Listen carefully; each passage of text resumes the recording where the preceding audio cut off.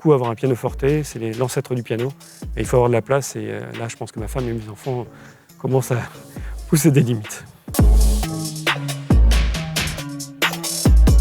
La neuroergonomie, c'est l'étude du cerveau dans la vie de tous les jours. En fait, c'est une réponse à certaines limites des neurosciences et aussi du facteur humain. Parce que finalement, quand on s'intéresse à des opérateurs tels que des pilotes, par exemple, l'approche traditionnelle française est très subjective, voire parfois quasiment psychanalytique. Ce qui est intéressant, on pose des bonnes questions, on va sur le terrain, mais on ne sait pas ce qui se passe dans le cerveau. Et de l'autre côté du spectre, vous avez les neurosciences. Là, on va très très loin dans la compréhension du cerveau, mais le sujet, il est dans des tâches très simples, très loin de la vie de tous les jours. C'est des ronds, des carrés, des bips, des boups.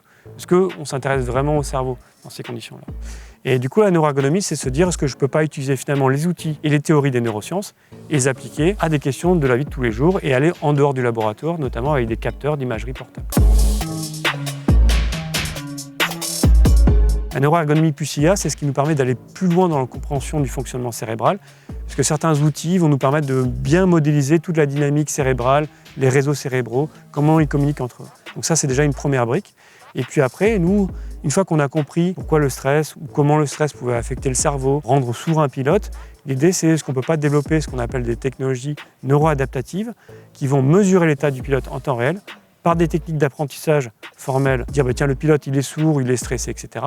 pour pouvoir en temps réel adapter le cockpit par exemple. Comme tous les chercheurs, je rêve à ma prochaine manip. Là, dans le cas d'Anity, on fait des choses assez excitantes. On essaye de trouver des moyens pour stimuler véritablement le cerveau, pour bien sonder le cerveau et développer de l'autre côté des outils d'intelligence artificielle pour vraiment comprendre toute cette dynamique cérébrale. Donc là, c'est ce qui nous accapare en ce moment. Alors, je pense l'enthousiasme. Alors, on a tous des cerveaux différents.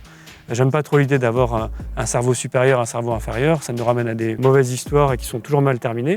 Nous sommes tous différents, les musiciens ont des cerveaux différents. Toujours est-il que les pilotes ils sont sélectionnés pour le job qu'ils ont à faire. C'est-à-dire qu'il faut qu'ils aient des très bonnes capacités d'attention, des capacités de mémoire assez importantes et aussi une aptitude à faire face au stress, à garder leur capacité de raisonnement intacte sous forte pression. Maintenant, sinon je ne serais plus là. Et c'est une époque où il y a beaucoup de challenges, la science n'a jamais autant progressé, donc c'est vraiment très excitant. Je pense que nous, scientifiques, on a une place à jouer aussi dans la société. Moi, j'adore l'océan, donc j'aimerais bien nager comme un poisson. Et pour étudier le cerveau des pilotes, on va utiliser cette méthode que l'on a développée en neuroergonomie qui consiste à commencer par des manips très fondamentales en laboratoire, dans des IRM, mais on va quand même réussir à intégrer une sorte de simulateur de vol simplifié dans l'IRM et créer du stress, créer des situations compliquées. Et là, on va avoir une belle image de ce qui se passe dans le cerveau. En revanche, le cerveau, c'est pas la vraie vie. Il n'est pas face au vrai stress d'un vol. Donc c'est pour ça qu'ensuite, on va prendre des capteurs d'imagerie cérébrale portables, on va aller en simulateur de vol et là, on peut commencer à mettre le pilote dans une situation un peu plus complexe et on va aller jusqu'en conditions réelles de vol, mettre le pilote face à des vraies décisions, face à la vraie vie et on va enregistrer son cerveau. Je dirais pas un livre, je dirais une bande dessinée. En fait, je suis fan de Corto Maltese. Je trouve que c'est un personnage très romantique, qui se bat, qui va jusqu'au bout de ses rêves, et c'est un personnage que j'aime beaucoup. Moi, je suis gourmand, donc c'est difficile de s'arrêter à une chanson. J'aime beaucoup la musique. Alors, il y a Jimi Hendrix que j'aime beaucoup, The Wind Cries Mary que j'aime beaucoup. Je suis un grand fan des Doors aussi. Je pense que Riders on the Storm a une atmosphère très apaisante. J'aime beaucoup l'écouter aussi pour me concentrer.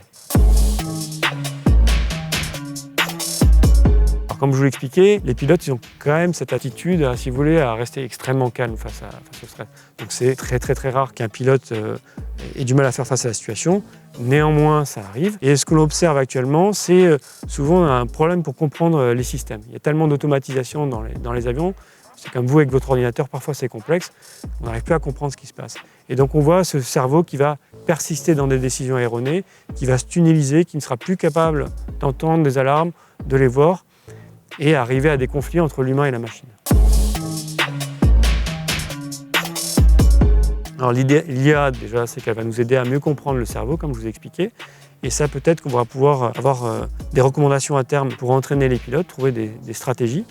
Mais aussi, c'est en détectant, en mesurant l'état du cerveau, est-ce qu'il est stressé, pas stressé, que nous, avec cette intelligence artificielle, on va pouvoir décider comment on peut adapter la technologie, et notamment le couplage entre l'humain et les systèmes. C'est au quotidien, c'est travailler avec mes collègues, avec mes étudiants. La chose dont je suis très fier, c'est d'avoir monté ce laboratoire. J'ai commencé tout seul en 2004. Là, on est en 2020, on est 25 au laboratoire, il y a une grande dynamique et c'est un plaisir de travailler avec mes collègues. En tant que musicien, les synthés, les claviers qui ont fait l'histoire de la musique, du rock, de la musique électronique. Et étant pianiste aussi, j'aimerais beaucoup avoir un pianoforte, c'est l'ancêtre du piano. Et il faut avoir de la place et là, je pense que ma femme et mes enfants commencent à pousser des limites.